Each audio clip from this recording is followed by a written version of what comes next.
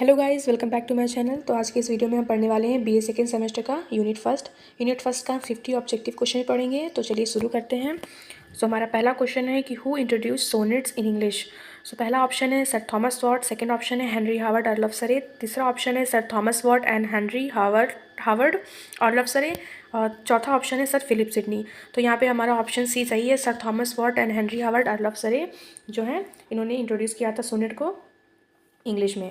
तो देखते हैं हमारा दूसरा क्वेश्चन है what is a sonnet. Sonnet क्या है? तो ऑप्शन में है a sonnet is a short poem of 4 stanzas in any form. Second option है a sonnet is a poem of 14 lines in any form. तीसरा ऑप्शन है a sonnet is a poem of 14 line in a specific form. और हमारा चौथा option है a sonnet is a love poem in a specific form. तो यहाँ पे हमारा जो है ऑप्शन सी सही है, मतलब एक सोनेट जो होता है एक 14 लाइन की कविता होती है और एक स्पेसिफिक फॉर्म में होती है। तो हमारा ऑप्शन तीसरा सही है बिल्कुल। चलिए देखते हैं हमारा तीसरा क्वेश्चन क्या है। Sonnet was invented in, sonnet कब इन्वेंट हुआ? ऑप्शन में 13 सेंचुरी, सेकंड है 15 सेंचुरी, 16 सेंचुरी एंड 14 सेंचुरी। तो जो है हमारा सोनेट है तो ये 13 सेंचुरी में इन्वेंट हुआ है। फिर हमारा चौथा क्वेश्चन देख लेते हैं। तो what is the popular name of English sonnet. English sonnet का पॉपुलर नेम क्या है? तो यहाँ पर ऑप्शन में है Shakespearean sonnet, Irish sonnet, Philippine sonnet या पेट्राचियन सोनेट। तो हमारा इंग्लिश सोनेट का एक पॉपुलर नेम शेक्सपियरियन सोनेट है। चलिए देख लेते हैं हमारा पांचवा क्वेश्चन।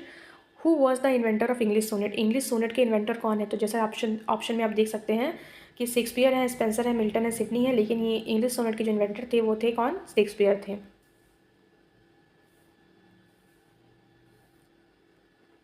छठवां देख सकते हैं क्वेश्चन अपना, how many sonnets did Shakespeare write. Shakespeare ने कितने सोनेट लिखे? ऑप्शन में 156, 154, 152 या 150। तो जो है शेक्सपियर ने 154 सोनेट लिखे थे। सातवां क्वेश्चन देखते हैं, what is an Octave. Octave क्या है? 6 लाइन का स्टेंजा है, 4 लाइन का स्टेंजा है, 8 लाइन का स्टेंजा या 2 लाइन का स्टेंजा है। तो ऑक्टेव जो है वो एक 8 लाइन का स्टेंजा है।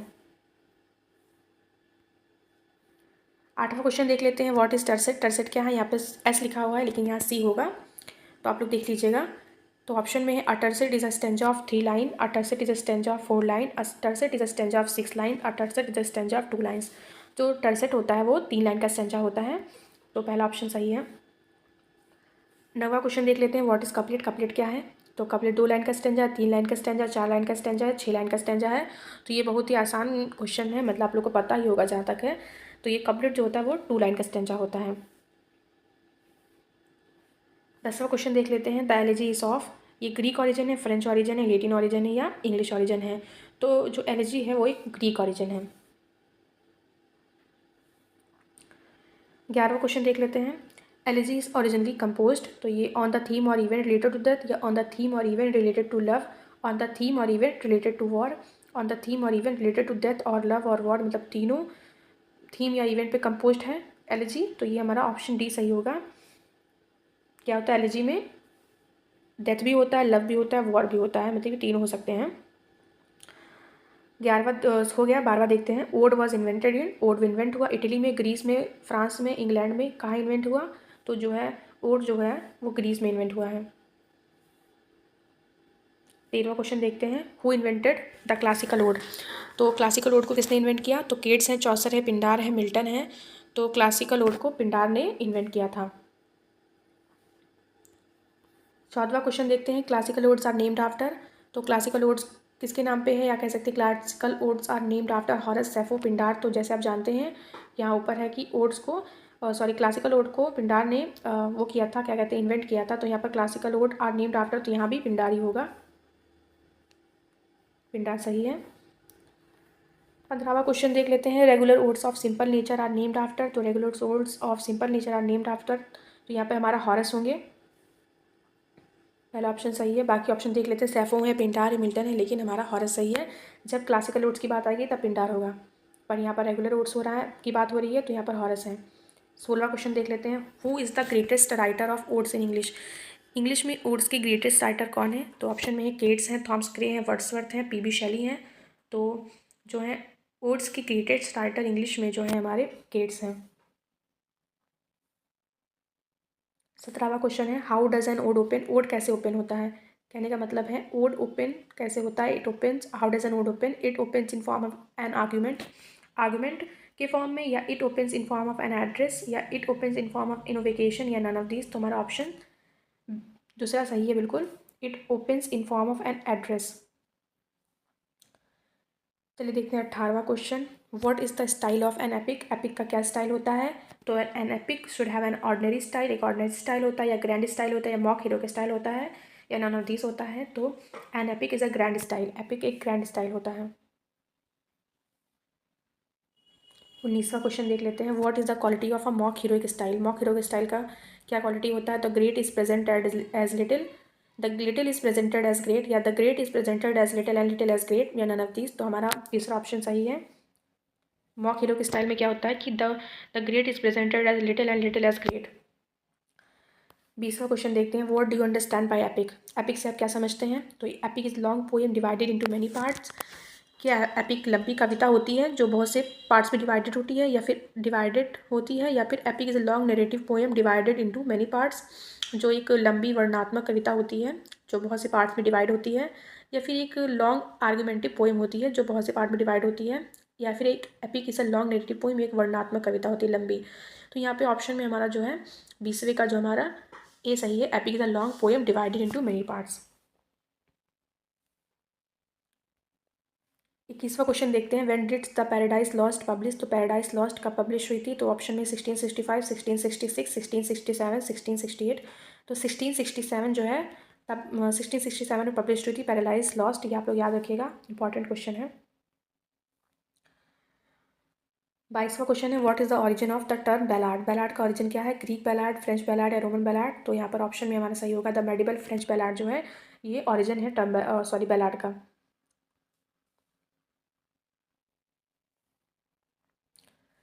23वां क्वेश्चन है, ballad were originally composed in alternate lines of 10 syllables and 6 syllables, of 6 syllables and 6 syllables, of 8 syllables and 6 syllables, of 6 syllables and 6 syllables। तो यहाँ पे हमारा 23वें का सी सही है, ऑफ 8 syllables and 6 syllables। 24वां है, what are the popular kind और टाइप्स ऑफ बैलाड। बैलाड्स के पॉपुलर काइंड और टाइप्स कौन से हैं। तो यहाँ ऑप्शन में ऑथेंटिक बैलाड है, लिटरेरी बैलाड है, या लिटरेरी बैलाड या मॉक बैलाड्स हैं, या फिर authentic ballad, literary ballads and mock ballads. या बीच बीच में कॉमन ही लगा है, लेकिन ये अलग अलग पार्ट है, या ऑथेंटिक बैलाड अलग है, लिटरेरी बैलाड अलग है, और मॉक बैलाड्स अलग है। तो ये तीनों जो है पॉपुलर काइंड ऑफ टाइप हैं बैलाड के।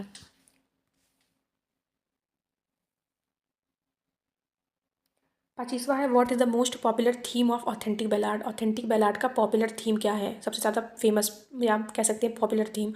तो यहाँ पे the miracles by Jesus Christ, या the deeds of sin by Satan, या the heroic deeds by Robin Hood, या नन ऑफ दीज। तो यहाँ पे हमारा तीसरा सही है, the heroic deeds by Robin Hood एक मोस्ट पॉपुलर थीम है ऑथेंटिक बैलाड्स का। 26वां क्वेश्चन है, who published lyrical ballads. Lyrical ballads को किसने पब्लिश किया। ऑप्शन में वर्ड्सवर्थ, कॉलरिज, या वर्ड्सवर्थ और कॉलरिज दोनों ने, या नदर ऑफ देम यानी किसी ने नहीं। तो ये और वर्ड्सवर्थ एंड कॉलरिज दोनों ने लिरिकल बैलाड को पब्लिश किया था। 27वां क्वेश्चन है, which was most successful ballad opera. इनमें से कौन सा यहाँ पे बैलाड लिखे गए हैं, इनमें से कौन सा मोस्ट सक्सेसफुल बैलाड है।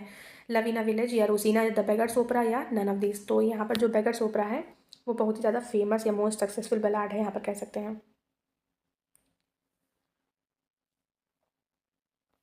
28वां क्वेश्चन है, what is a trimeter. Trimeter क्या है।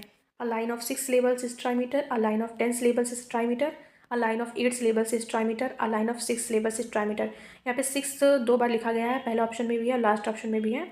तो आप लोग यहाँ पर थोड़ा सा गलती हो गई थी, तो यहाँ पे आप लोग 3 कर लीजिएगा। ये क्या होता है, कहते हैं a line of 3 syllables is trimeter होता है, ठीक है। तो चलिए देखते हैं 29वां question, what is the origin of lyric. Lyric का ओरिजिन क्या है। तो यहाँ पर लायर है, वीणा है, गिटार है, नन ऑफ दीस है। तो पहला ऑप्शन हमारा सही है, ये है इसका origin. What is lyre. Lyre क्या है, a musical instrument of ancient Greece, a musical instrument of ancient Rome, a musical instrument of ancient France, या नन ऑफ दीस। तो हमारा तीसरे का ए सही है, ए सही है, a musical instrument of ancient Greece. 31वां देख लेते हैं, what is sorry which of the following is an example of love lyric. Love lyric का इनमें से कौन सा एग्जाम्पल है। तो यहाँ पर राइटर्स के नाम हैं, चलिए देखते हैं। एलेक्जेंडर पॉप का एसे ऑन मैन है, और थॉमस ग्रे का elegy to in the country churchyard है, Wordsworth the world is too much with us है। तो ये तीनों आप लोग के बेस सेकेंड सेमेस्टर के कोर्स में है। और चौथा ऑप्शन है John Donne is present in options. चलिए देखते हैं। तो एक एग्जाम्पल लव लिरिक का यहाँ पर होगा, जो है हमारा जॉन डोनी का प्रेजेंट इन एब्सेंस। ये एक तरह का एग्जाम्पल है लव लिरिक का। और ये जो Thomas Gray elegy written in the country churchyard है, ये एक तरह की एलिजी है। ठीक है, तो चलिए देखते हैं आगे। विच of the following is an example of nature lyric. Nature lyric इनमें से कौन सा है? तो अलेक्जेंडर पॉप का एसे ऑन मैन है, या थॉमस ग्रे का elegy written in the country churchyard है सॉरी, या शैलीज का टू अ स्काई लार्क है, या नन ऑफ दीज। तो यहाँ पे शैलीज का यानी पीबी शैली यहाँ पर है, पीबी शैली का टू अ स्काई लार्क एक नेचर लिरिक है।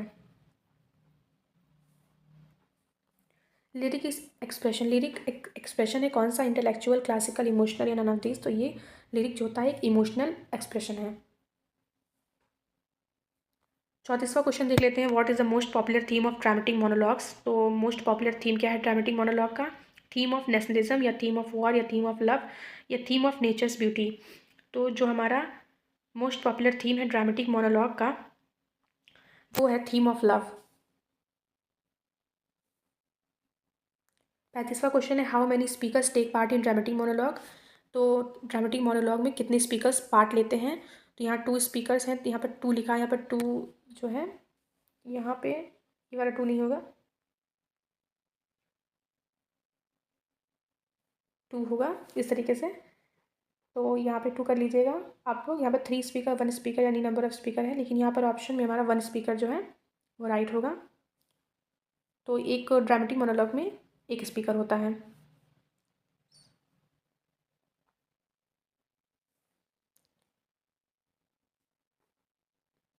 चलिए देखते हैं 36वां क्वेश्चन। तो हमारा 36वां क्वेश्चन है what is the meaning of monologue. Monologue का मतलब क्या होता है? तो यहाँ पर है dramatic speech, an emotional speech, a moral preaching, and speech by one person. तो मोनोलॉग क्या होता है? तो मोनोलॉग जो होता है एन इमोशनल स्पीच होता है। चलिए देखते हैं 37वां क्वेश्चन। ड्रामेटिक मोनोलॉग्स क्या होते हैं? ओड्स होते हैं, लिरिक्स होते हैं, सोनेट्स होते हैं, या एलेजीज होते हैं। यहाँ पर ए है लेकिन यहाँ पर ई होगा, और इसकी स्पेलिंग थोड़ी गलत है, लेकिन यहाँ एलेजी होगा। लेकिन यहाँ ड्रामेटिक मोनोलॉग्स क्या होते हैं? ओड्स होते हैं, लिरिक्स होते हैं, सोनेट्स होते हैं, या एलेजीज होते हैं। तो जो हमारे ड्रामेटिक मोनोलॉग्स होते हैं वो लिरिक्स होते हैं। टिक कर देंगे लिरिक्स पे। चलिए देखते हैं the term monologue belong to. तो मोनोलॉग जो बिलोंग करता है किसी रोमन से, ग्रीक से, फ्रेंच से, या जर्मन से। तो जो हमारा मोनोलॉग है वो ग्रीक से बिलोंग करता है।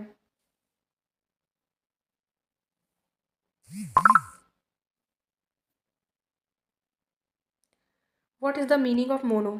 मोनो का मतलब क्या होता है? 1 2 3 4 क्या? तो मोनो का मतलब होता है 1।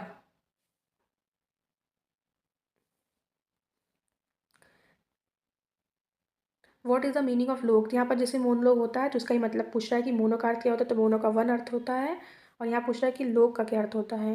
तो यहाँ पर है पीपुल, स्पीच, ड्रामा और इंसिडेंट।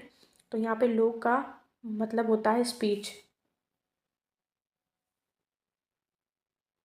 41वां क्वेश्चन है एन एलिगरी इज। एलिगरी क्या है? एक स्पीच है, या लिरिक है, या एक्सटेंडेड मेटाफर है, या ओड है। तो एलिगरी एक एक्सटेंडेड मेटाफर है। तीसरा ऑप्शन बिल्कुल सही है। 42वां क्वेश्चन है अ poetic line with 5 feet square. तो ये बहुत इंपॉर्टेंट क्वेश्चन है। वैसे सारे क्वेश्चन ही बहुत इंपॉर्टेंट है, लेकिन ये बहुत ही ज़्यादा पूछे जाते हैं, और ये आपको पता भी होनी चाहिए। बहुत बेसिक क्वेश्चन है, अगर आप BA सेकंड सेमेस्टर में है तो आपको पता होना चाहिए। तो चलिए देखते हैं poetic line with 5 feet square. तो हेक्सामीटर, पेंटामीटर, ट्रायमीटर, या टेट्रामीटर। तो यहाँ ऑप्शन दिए गए हैं। तो जो पोइटिक लाइन होती है, sorry, poetic line with 5 feet square pentameter. 43वां क्वेश्चन है a song of sorrow specially for the dead is called. तो song of sorrow specially for the dead is called मतलब जिन लोग की डेथ हो जाती है उनके लिए जो लिखे जाते हैं सोरो वाले सॉन्ग, या कविताएं, या फिर जो गीत होते हैं लिखे जाते हैं, उसको क्या बोलते हैं? तो सटायर बोलते हैं, एलिजी बोलते हैं, बैलाड बोलते हैं, नन ऑफ दीज बोलते हैं। तो उसको एलिजी बोलते हैं। सेकेंड ऑप्शन सही है। 44वां क्वेश्चन है a verse of having 1 octave and 1 sestet is called. तो जो वर्स होता है उसमें 1 ऑक्टेव और 1 सेस्टेट होता है, उसको क्या बोलते हैं? शेक्सपियरियन सोनेट होता है, या ओड होता है, या मोनोलॉग होता है, या इटालियन सोनेट होता है। ये भी इंपॉर्टेंट है, आप लोग को पता होना चाहिए कि किसमें कितने वर्स होते हैं और उसको क्या बोलते हैं। तो ये शेक्सपियरियन सोनेट और इटालियन सोनेट बहुत ही इंपॉर्टेंट है, आप लोगों को पता होना चाहिए आप लोगों को। तो चलिए देखते हैं, ये दोनों चीज़ें आप लोग को जाननी चाहिए। तो A verse having one octave and one sestet is Italian sonnet, ये इटालियन सोनेट होता है।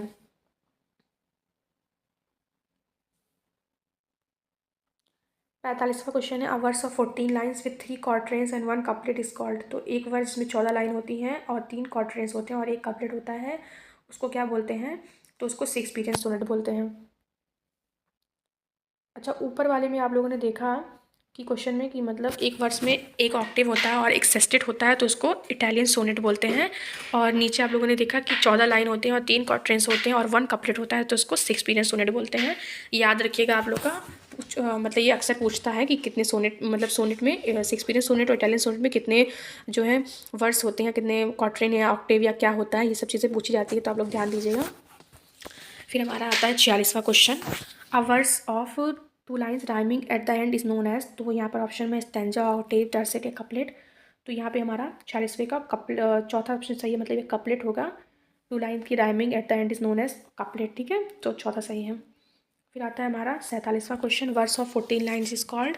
तो 14 लाइन के वर्स को क्या बोलते हैं? तो ये सब देख सकते हैं आप लोग, कितने छोटे छोटे क्वेश्चन हैं लेकिन बहुत ही इंपॉर्टेंट है। तो a verse of 14 lines is called, तो ये होता है सोनेट।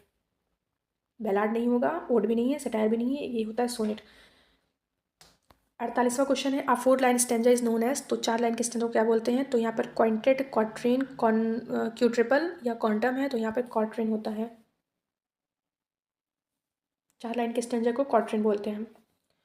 49वां क्वेश्चन है, where was sonnet originated. Sonnet कहाँ की ओरिजिन है या कैसे थे ओरिजिनेटेड हुई? तो sonnet was originated in England, Italy, France, Ireland. तो ये इटली में हुई थी, सो ऑप्शन हमारा सेकंड सही है। 50वां क्वेश्चन है हमारा, the 20th century poetry. 20th century की पोइट्री क्या है? रोमांटिक है, मॉडर्न है, मेटाफिजिकल या ट्रेडिशनल एंड एक्सपेरिमेंटल है। तो ये ट्रेडिशनल और एक्सपेरिमेंटल है। तो ये थे हमारे 50 ऑब्जेक्टिव क्वेश्चंस। आई होप ये वीडियो आप लोग के लिए हेल्पफुल हो। तो अगर आपको ये वीडियो पसंद आए तो इसे लाइक कीजिए, शेयर कीजिए, सब्सक्राइब कीजिए। Thanks for watching.